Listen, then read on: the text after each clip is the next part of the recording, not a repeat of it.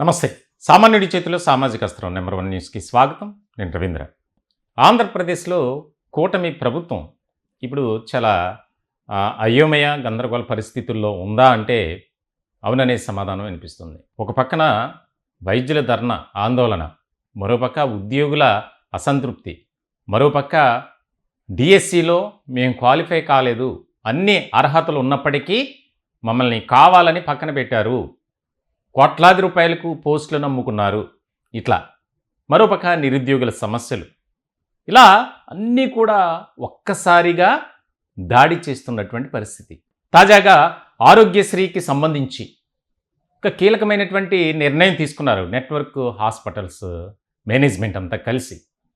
Andhra Pradesh speciality hospitals association, షార్ట్కట్లో ASHA, ప్రభుత్వంతో చర్చలు జరపాలి, కోట్ల రూపాయలు పెండింగ్ ఉన్నాయి, ఆ పెండింగ్లో ఉన్నటువంటి వాటిని విడుదల చేయకపోతే మా పరిస్థితి ఏంటి, మేము ఎలా వైద్యం చేయాలి, ముఖ్యంగా ఒక హాస్పిటల్ నిర్వహించాలంటే దానికి సంబంధించి చాలా వ్యయ ప్రయాసలతో కూడుకున్నటువంటి అంశం.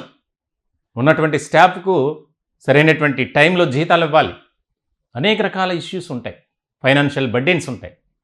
మరి ఇటువంటి సందర్భంలో ప్రభుత్వం ఎంతో ప్రతిష్టాత్మకంగా ఆరోగ్యశ్రీ ఎన్నో ఏళ్లుగా దాన్ని నిర్వహిస్తూ వస్తుంది.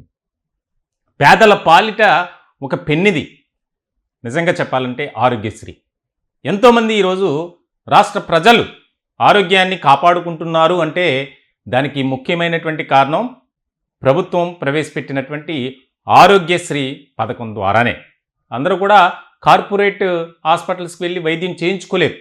మరి ఇలాంటి సందర్భంలో బిలో పావర్టీ లైన్ ఎవరైతే ఉన్నారో దానికి సంబంధించి వారు వైద్యం చేయించుకోవచ్చు, ఎంత ఖర్చు అయినా ప్రభుత్వమే భరిస్తుంది.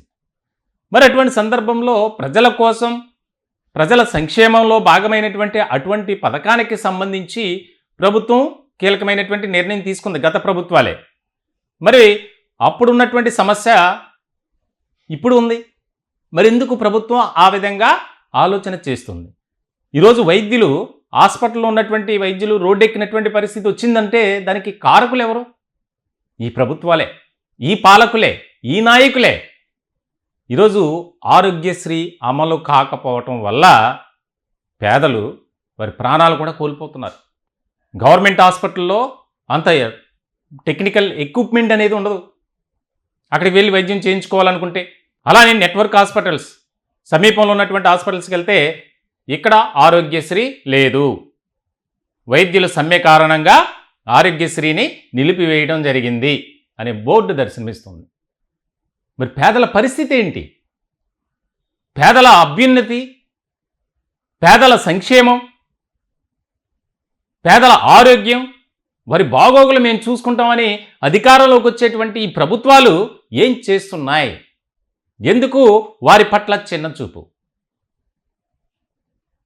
ఎన్నో రోజుల నుంచి ధర్నా చేస్తున్నారు, ఆందోళన చేస్తున్నారు. ముందుగా సమయం ఇచ్చారు.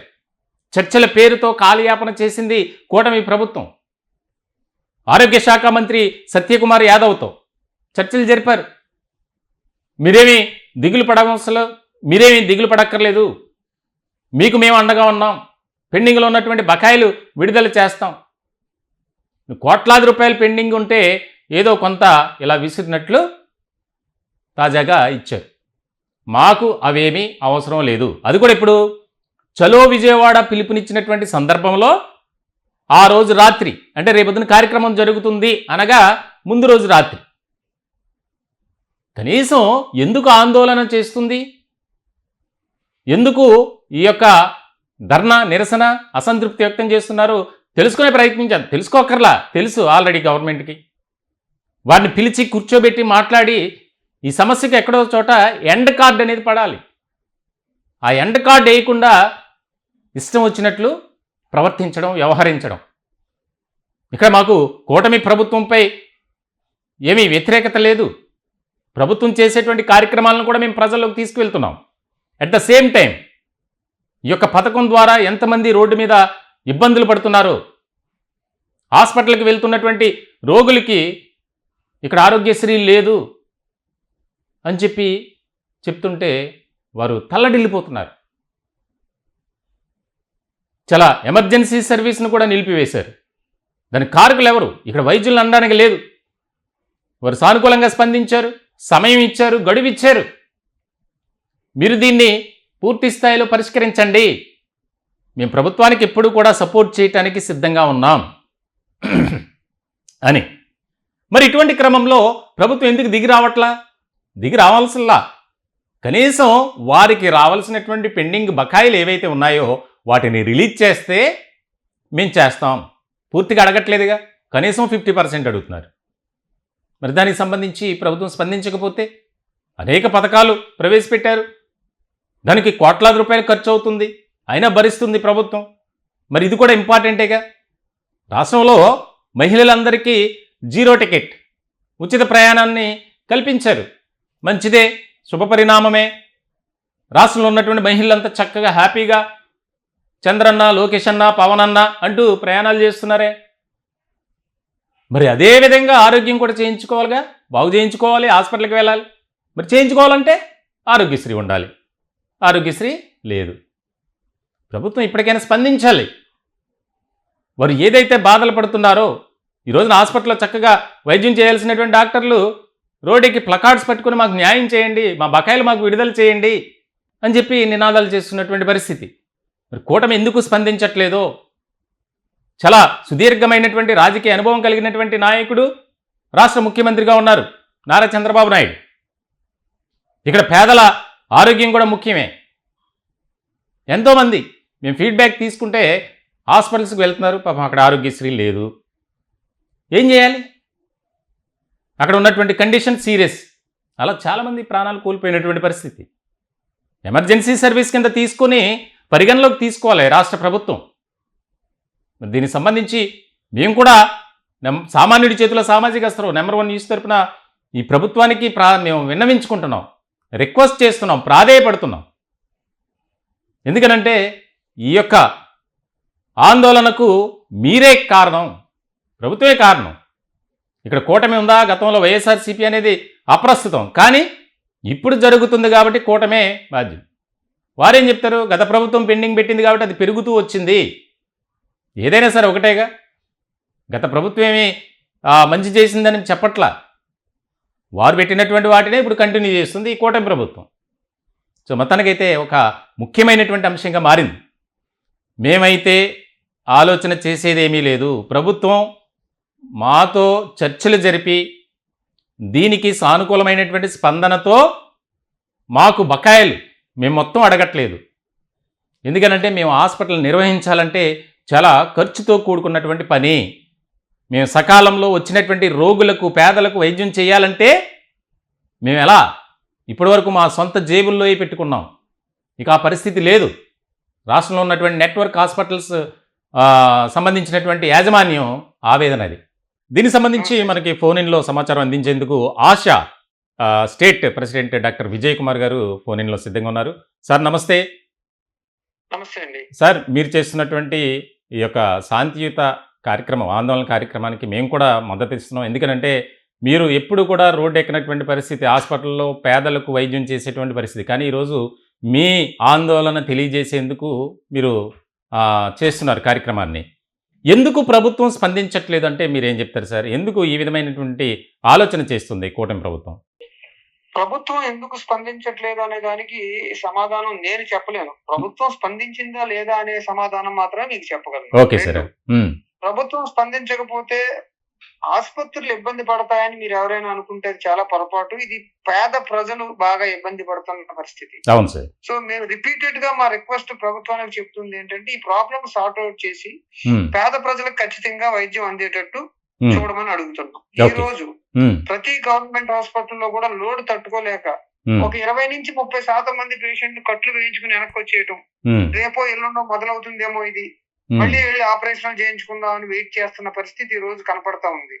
మీరు ఫీల్డ్ లో చూస్తే కనీసం 30 నుంచి 40% మంది పేషెంట్లు గవర్నమెంట్ ఆసుపత్రి నుంచి వెనుదిరిగిపోతున్నారు. కారణం ఇక్కడ చూసే సర్వీసెస్ అక్కడ దొరకకపోవడం, అక్కడ లోడ్ ఎక్కువైపోవడం, అక్కడ డాక్టర్లు వ్యతిరేకంగా శ్రమిస్తున్నా కూడా లోడ్ ని తట్టుకోలేకపోవడం జరుగుతుంది. ఖచ్చితంగా ఇది ప్రభుత్వం గుర్తించి ప్రజల కోసం స్పందిస్తుందని ఆశిస్తున్నాం. సార్ ఇప్పుడు కొంత మీకు అంటే చలో విజయవాడకు పిలుపునిచ్చినటువంటి సందర్భంలో ముందు రోజు రాత్రి దాదాపుగా 200-250 కోట్లు రిలీజ్ చేసింది. మీరు అంటే ఇంకా ఏమైనా దానికి సంబంధించి మీరు సంతృప్తి పడి మేము త్వరలో చేస్తాం, నిధులు రిలీజ్ చేస్తామని చెప్పినప్పుడు కూడా మీరు అది పట్టించుకోలేదు అనేది ప్రభుత్వం నుంచి వస్తున్నటువంటి ఒక విమర్శ. దానికి మీ సమాధానం? ఇది వాస్తవానికి 250 కోట్లు రిలీజ్ చేయడం అనేది వాస్తవం. అయితే ఇటువంటి నామమాత్రపు కంటి తుడుపు చర్యలతోనే ఇన్నాళ్ళు మేము నెట్టుకుంటూ వచ్చాం. ప్రభుత్వాలు ఏమైనప్పటికీ వారి మాటలను గౌరవిస్తూ ప్రజలకు ఇబ్బంది కలగకూడదని ఏ రోజుగా రాజు వీరి మాటలను నమ్ముతూ వచ్చాం.